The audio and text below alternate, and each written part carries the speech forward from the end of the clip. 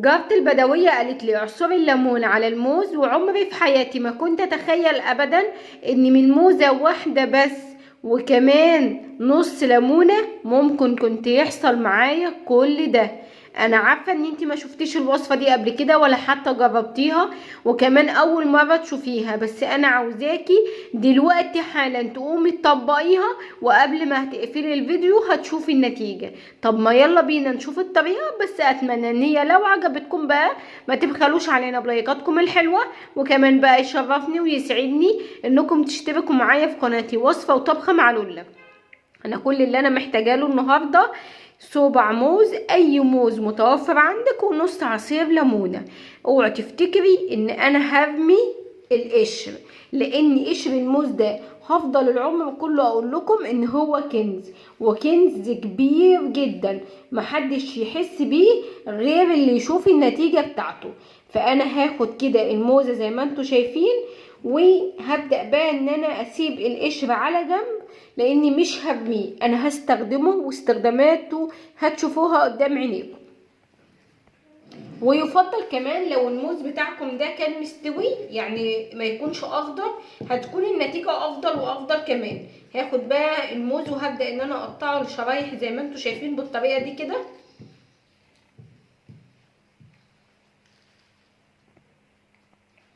وبأي شوكة موجودة عندكم بقى، وهنبدأ ان احنا نهرس الموز بتاعنا. زي ما قلت لك لو الموز بتاعك ده مستوي هيكون افضل وافضل. هنحاول نهرس على قد ما نقدر في الموز بتاعنا، وبعدين تشوفوه قدامكم. بصوا بقى انا حاولت اهرس فيها زي ما انتم شايفين بالطريقه دي، وبعد كده هبدا بقى ان انا اضيف كده معلقتين بمعالق الشاي من زيت الزيتون. اهم حاجه ان زيت الزيتون اللي تستخدموه يكون زيت زيتون بكري. يعني ايه؟ يعني معصور عصره على البارد، لان زيت الزيتون اللي معصور على الساخن ده بيكون ليه اضرار وما بيكونش ليه اي فوائد تماما. بنزل بقى زيت الزيتون واقلب اقلب اقلب لغايه ما بيكونش ليه اي اثر خالص. وبعد كده معايا نص الليمونه اللي احنا متفقين عليها من الاول اصلا، وببدا كده ان انا اضيف عصير نص ليمونه، ولو الليمون بتاعنا صغير ممكن نضيف ليمونه كامله. طبعا احنا لسه برضو القشر مهم جدا جدا جدا، اوعوا تكونوا رميتوا القشر. عصرت الليمونه وهبدا بقى ان انا اقلب كويس جدا. بصوا بقى كده الموز بقى جاهز معايا تمام. هقول لكم هنعمل فيه ايه، وهقول لكم على كل حاجه تخص الموز، بس تعالوا بينا نشوف الاهم واللي نتيجته فعلا بتكون رهيبه. انا بجيب معايا نص الليمونه التانيه، مش هستخدم حاجه تانيه يعني انا في الاساس اصلا كان معايا ليمونه وصبع موز كامل. هجيب الليمونه وهبدا ان انا اخد كده قطعه من قشره الموزه تمام اهي، وببدا ان انا اعصر عليها الليمون بالطريقه دي، اشبع قشره الموزه بالليمون شايفين كده اهو. وبعد كده ببدا ان انا اخد قشره الموزه ده وهعمل كده فين؟ هعمل كده في الاماكن اللي فيها زيادات في وزني، زي منطقه البطن، منطقه الارداف، منطقه سمنت الذراع. والاكتر اللي هيستخدمها لمنطقه البطن والكرش، لان هي رهيبه في دهون البطن. وبنبدا ان احنا ندلك ندلك ندلك بشكل مش عادي. وطبعا لو المساحه كبيره هنبدا ان احنا نجيب تاني قشره موزه تانيه اهي، ونشبعها كده بالليمون، ونعمل نفس الطريقه مع تدليك مستمر. وعاوزه اقول لكم ما تقلقيش، الليمون مش بيعمل اي حاجه، وكمان قشره الموزه دي بتلطف جدا، ومن الحاجات اللي بترطب وبتنعم جدا. وببدا ان انا اسيب قشر الموز كده مع الليمون على الجلد. وطبعا الناس اللي بشرتها حساسه هتعمل اختبار الاول، وبعد كده بعد ما بسيب القشر كده على المنطقه اللي انا عاوزه اعمل فيها ازاله للدهون سطحيه، ببدا ان انا الفها بورق سلوفان. لو مش عندك ورق سلوفان ممكن ورق كراسه، اي حاجه متوفره عندكم هتعملوا الطريقه دي وتستخدموها من بالليل لتاني يوم الصبح، رهيبه حرفيا. طيب ده قشرة الموز. اما الموزة دي بقى على معلقتين زيت الزيتون وكمان عصير نص الليمونة، وابدأي ان انتي خديها الصبح على الريق. عاوزة اقول لكم ان الوصفة دي هتديكي احساس بالشبع مش عادي، هتعلي جدا من الحرق، والاهم من ده كله ان هي بتحرق في دهون كتيرة جدا، وخصوصا دهون البطن، لان وصفتنا النهارده كلها سواء قشرة الموزة او الموزة بتشتغل على دهون البطن. اتمنى ان انتوا تستمروا على الوصفة دي على الاقل اسبوع، هتاخدوا منها افضل نتيجة، وكمان هتغير معاكم مقاسات جسمكم. اشوفكم ان شاء الله في فيديو جديد، ومع السلامة. قسما بالله 3 حبات هيوقفوكم على رجليكم من تاني لو انتظمت عليهم بس 3 ايام. انا مش هقول لكم بقى ان النتيجة هتشوفوها بعد يوم ولا 2 ولا اسبوع ولا 3، هقول لكم ان انتوا هتشوفوا النتيجة دي بعد 10 دقايق بالظبط. ايوه 10 دقايق، يعني مجرد ما هتسمعوا الفيديو وتطبقوا الوصفة 10 دقايق وهتقفوا على رجليكم من تاني، وتمشوا وتطلعوا سلالم وتعملوا كل اللي نفسكم فيه. والاهم من ده كله ان كيسة الادوية اللي جنبكم اللي كلها مسكنات ومش بتجيب معاكم نتيجة، بفضل الله وحده هتتخلصوا منها.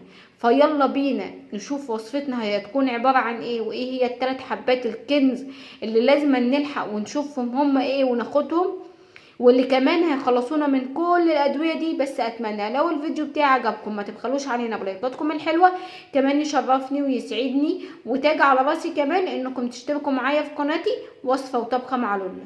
النهارده انا جايبه لكم وصفه الحمد لله يا رب ان هي وصفه طبيه، يعني دكتور بيوصفها في عيادته. خدوا ال3 حبات دول قبل النوم وان شاء الله هتستغنوا عن اي ادويه. الله يبارك له الدكتور ده، لان فعلا عنده ضمير، وقال لنا من الاخر خالص هو مستخلص لكل الادويه اللي انتوا بتاخدوها. يعني مش بس ان انا هقف على رجلي، لا ده احنا هنعالج العظام وكمان هنرجعها بفضل الله، يعني تقوى من تاني وتكون نسب وصلابه من تاني. طيب الناس كتير قوي هتسألني عند سن كام ممكن الحبات دي تنفع معانا او تجيب معانا نتيجة. حتى لو السن فوق ال60 سنة بفضل الله وحده ال3 حبات دول هيجيبوا معانا نتيجة. الاهم من ده كله ان احنا ناخدها صح، يعني الوصفة لو اخدناها صح هنشوف النتيجة في الحال. بس طبعا للاسف الشديد في ناس بتاخد كده الوصفة هي عبارة عن ايه وتحضرها هي بنفسها، لا اكيد طريقة التحضير هتبقى مختلفة تماما عن اللي ممكن تدور في دماغ اي حد. فتعالوا بينا نشوف احنا هنحضرها ازاي وهناخدها كمان ازاي. خلونا بقى نشوف ال3 حبات دول على جنب. وهحتاج لاي حاجة تكون كبيرة، طبق، كوباية تكون كبيرة بالحجم اللي انتوا شايفينه قدامكم ده، او سلطانية. المهم ان انا عاوزة حاجة تاخد معايا نص لتر من المية. تمام كده، تمام كويس قوي. هجيب بقى البولة بتاعتي دي وهبقى معايا هنا مية تكون سخنة.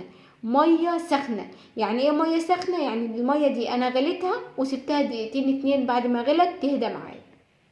هنزل بالمية كده زي ما انتوا شايفين، محتاجة نص لتر كامل من المية.